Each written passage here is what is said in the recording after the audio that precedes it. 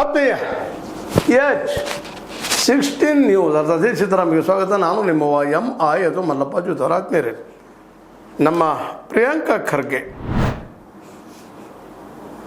RSSಗೆ ಬೆನ್ನು ಬಿಟ್ಟಿದ್ದಾರೆ. ಒಂದು ವೇಳೆ 2029 ಕೇಂದ್ರದಲ್ಲೇ ಕಾಂಗ್ರೆಸ್ ಸರ್ಕಾರ ಅಧಿಕಾರಕ್ಕೆ ಬಂದರೆ ನನಗೇನಾದರೂ ಗೃಹ ಸಚಿವಗಿರಿ ಕೊಟ್ಟರೆ RSS ವಿದೇಶದಿಂದ ಎಲ್ಲಿ ದುಡ್ಡು ಬರ್ತದೆ ಅದನ್ನ ಎನ್ಕ್ವೈರಿ ಮಾಡ್ತೀನಿ ನಾನು ಅಂತೇಳಿ. 2029 ಕಾಂಗ್ರೆಸ್ ಅಧಿಕಾರಕ್ಕೆ ತಂದು ನನ್ನನ್ನು ಕೇಂದ್ರ ಗೃಹ ಸಚಿವರನ್ನಾಗಿ ಮಾಡಿದರೆ RSSಗೆ ಬರುವ ವಿದೇಶಿ ಜನಿಗೆ ಕುರಿತು ತನಿಖೆ ನಡೆಸುತ್ತೇನೆ. ಎಲ್ಲಿದೆ ಬರುತ್ತಪ್ಪ ಅದೇರಿಗೆ? ಅಂದರೆ ಕರ್ನಾಟಕದಲ್ಲೂ ಸಹಿತ ಯಾರಾದರೂ ಅಲಿಗೇಷನ್ ಮಾಡಿದರೆ, ಆರೋಪ ಮಾಡಿದರೆ ನಾನು ತನಿಖೆ ಮಾಡಿಸ್ತೀನಿ. ಮೂಲ ಯಾವುದಿದು? ದುಡ್ಡು ಎಲ್ಲಿದು ಬರೋದು? ಫಂಡಿಂಗ್ ಯಾರ್ದು? ಎಲ್ಲರೂ ಫಂಡ್ ಕೇಳ್ತಾ ಇದ್ದರು, ಉಳಿದ ಧರ್ಮದ ಫಂಡ್ಗಳನ್ನ ಕೇಳ್ತಾ ಇದ್ದಾರೆ. ಇದು ಮೂಲ ಯಾವುದು, ಆ ಮೂಲ ಯಾವುದು? ಮಂದಿ ಮೂಲ ಯಾವುದು? RSSದ ಮೂಲ ಯಾವುದು ಅದು ನಾವು ಕೇಳ್ತೀವಪ್ಪ ಅನ್ನೋ ಮಾತನ್ನು. ಮತ್ತು ಅದ್ರ ಬಗ್ಗೆ ನಮಗೆ ಯಾವ ಭಯನೂ ಇಲ್ಲ, ಮತ್ತೇನೂ ಇಲ್ಲ. ನಾವು ನಿಶ್ಚಿತವಾಗಿ ಎದುರಿಸ್ತೀವಿ. ಅಂದರೆ ಈ ನೋಂದಣಿ ಆಗಿಲ್ಲ ಅಂದಾಗ ಇದ್ರ ಬಗ್ಗೆ ನಾವಾಗಿ ತಲೆಗಿಡಿಸ್ಕೋಬೇಕಾಗ್ಯದ.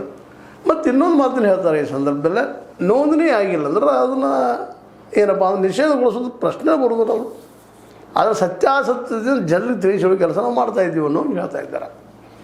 ಖರ್ಗೆ ಅವರು ಈ ಸಲ ಭಾಳ ಜಾಣ್ಮೆ ನಡೆ ಹೇಳ್ತಾ ಇದ್ದಾರೆ. ನಿಜವಾಗಿಯೂ RSSಗರು ಭಾಳ ಜಾಣ್ಮೆಯಿಂದ ತಮ್ಮ ನಡೆಗ ನಡ್ಕೊಂಡು ಬಂದಂಥವರು ಬುದ್ಧಿವಂತರು.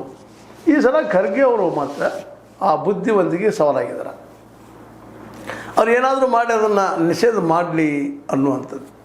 ಅದನ್ನು ನಿಷೇಧ ಹಾಕಿದ್ರೆ ನಾವು ನಿಶ್ಚಿತವಾಗಿಯೂ RSSನ್ನು ಬೆಳೆಸ್ತೀವಿ ಅನ್ನುವಂಥ ಒಂದು ಕನ್ಫರ್ಮೇಷನ್ ಈ ಖರ್ಗೆ ಅವ್ರಿಗೆ ಅದ, ಕಾಂಗ್ರೆಸ್ಗೂ ಅದ.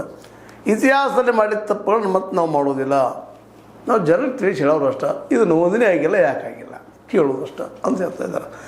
ಇದಕ್ಕೆ ನಮ್ಮ RSSದ BL ಸಂತೋಷ್ ಅವರು ಪ್ರತ್ಯುತ್ತರ ಕೊಡ್ತಾ ಹೋಗಿದ್ದಾರೆ.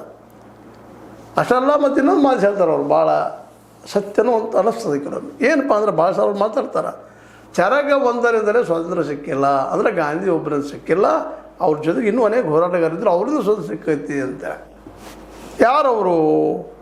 ಮದನ್ಲಾಲ್ ಧಿಂಗ್ರಾ, ಚಂದ್ರಶೇಖರ್ ಆಜಾದ್, ಭಗತ್ ಸಿಂಗ್, ಸುಖದೇವ್, ರಾಜ್ಗುರು, ಇಂಥ ಕ್ರಾಂತಿಕಾರಿಗಳಿಂದ ಅವರು ಕಾರಣ ಅಷ್ಟೇ ಸ್ವತಂತ್ರ ಸಿಗೋದಕ್ಕೆ.